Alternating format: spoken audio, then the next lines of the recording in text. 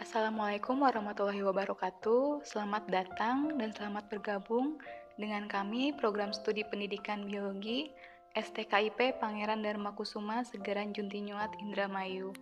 Perkenalkan, nama saya Yulia Anitasari. Pada semester ini saya mengampu mata kuliah Kimia Dasar dan Praktikum.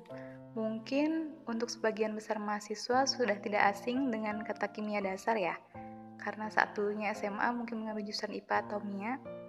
Nah, di sini kita akan kembali mengingat dan memahami lagi lebih jauh tentang apa sih itu kimia dasar. Oke, yang pertama yaitu identitas mata kuliah. Di sini bisa kita lihat nama mata kuliahnya yaitu Kimia Dasar dan Praktikum. Nomor kodenya sendiri adalah MD.2.007. Jumlah SKS-nya itu ada 3 SKS, 2 untuk teori dan 1 untuk praktikum. Ada di semester 1 atau semester ganjil, termasuk dalam kelompok mata kuliah dasar.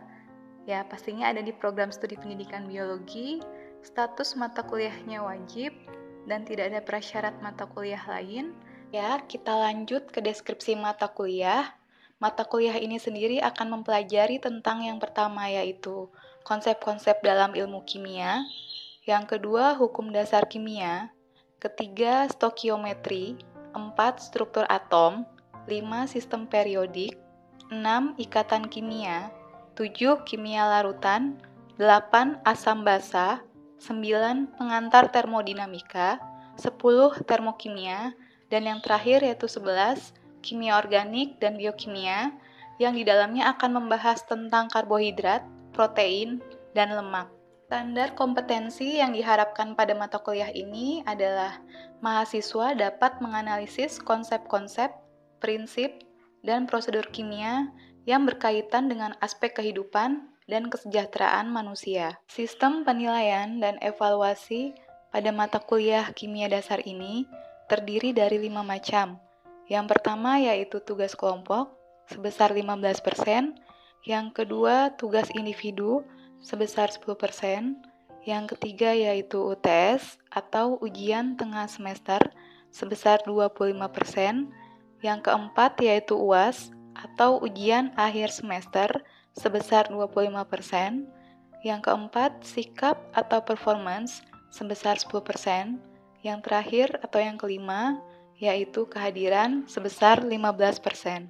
Akan ada 16 kali pertemuan dalam mata kuliah ini yang akan dibagi menjadi 3 kelompok. Yang pertama yaitu 14 kali pertemuan tatap muka atau daring seperti saat ini.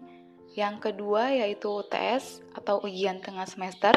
Dan yang ketiga yaitu UAS atau ujian akhir semester. Kita mulai masuk ke dalam bab pertama yaitu konsep dasar ilmu kimia. Sebelumnya saya akan menjelaskan secara singkat deskripsi mengenai apa saja yang ada atau terdapat di dalam bab ini. Bab ini akan membahas masalah pokok ilmu kimia dan hal yang mendorong manusia mempelajarinya. Juga dibicarakan cara menemukan hukum dan teori kimia melalui percobaan di laboratorium serta mengukur suatu besaran. Selain itu juga dibahas tentang sifat materi dan penggolongannya. Pada bagian akhir akan dikemukakan cara pemisahan campuran untuk menghasilkan zat murni. Perubahan yang dialami zat. Kita tahu bahwa ilmu kimia adalah bagian dari ilmu pengetahuan alam, yang mana di dalamnya mempelajari tentang komposisi, struktur zat kimia, dan perubahan-perubahan yang dialami materi dalam proses-proses alamiah maupun dalam eksperimen yang direncanakan. Komposisi atau susunan zat menyatakan perbandingan unsur membentuk zat itu. Contohnya adalah air dan etanol. Bisa kita lihat di sini terdapat 2 gambar. Gambar yang pertama yaitu struktur 3 dimensi yang di atas dan struktur 2 dimensi air yang di bawah. Dalam satu molekul air terdapat 2 atom hidrogen dan 1 atom oksigen. Di sini atom hidrogen dilambangkan dengan huruf H dan berwarna putih, sedangkan atom oksigen dilambangkan dengan huruf O dan berwarna merah. Sekarang kita lihat gambar 2. Gambar 2 yaitu gambar struktur 3 dimensi dari etanol yang di atas, dan yang di bawah adalah gambar struktur 2 dimensi etanol. Di sini dapat kita ketahui bahwa dalam satu molekul etanol terdapat 2 atom karbon, 6 atom hidrogen, dan 1 atom oksigen. Atom hidrogen dilambangkan dengan huruf H dan gambar yang berwarna putih. Atom karbon dilambangkan dengan huruf C dan gambar yang berwarna abu-abu. Sedangkan atom oksigen dilambangkan dengan huruf O dan gambar yang berwarna merah. Dengan demikian, rumus senyawa air dan etanol adalah H2O dan C2H5OH. Perubahan-perubahan suatu zat kimia sering mengalami perubahan baik secara alami maupun perlakuan manusia. Zat dapat kita identifikasi dari sifat-sifatnya dan dari susunannya. Contohnya yaitu warna, titik leleh, titik didih, viskositas, kerapatan, kalor jenis, dan kekerasan, yang semuanya itu merupakan sifat-sifat fisika. Sifat fisika adalah suatu keadaan di mana tidak mengakibatkan pembentukan zat baru atau tanpa mengubah susunan atau identitas suatu zat.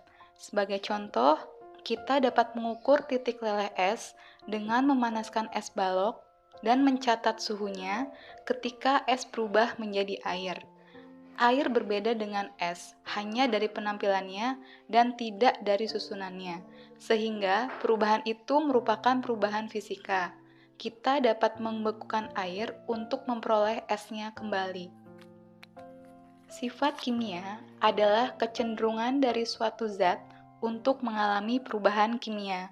Misalnya, sifat kimia dari air adalah akan bereaksi secara hebat dengan natrium dan akan menghasilkan gas hidrogen dan suatu zat yang disebut natrium hidroksida. Apabila kita perhatikan sifat kimia ini, maka terlihat bahwa air dan natriumnya mengalami perubahan yang disebut perubahan kimia dan menghasilkan zat. Setelah kita perhatikan sifat kimia ini, air dan natriumnya akan hilang dan diganti oleh zat lain. Berikut ini merupakan salah satu contoh dari perubahan fisika dan kimia. Di sini kita lihat lilin, sebuah lilin atau 2 buah lilin yang dibakar. Di situ dapat terjadi perubahan fisika dan kimia sekaligus.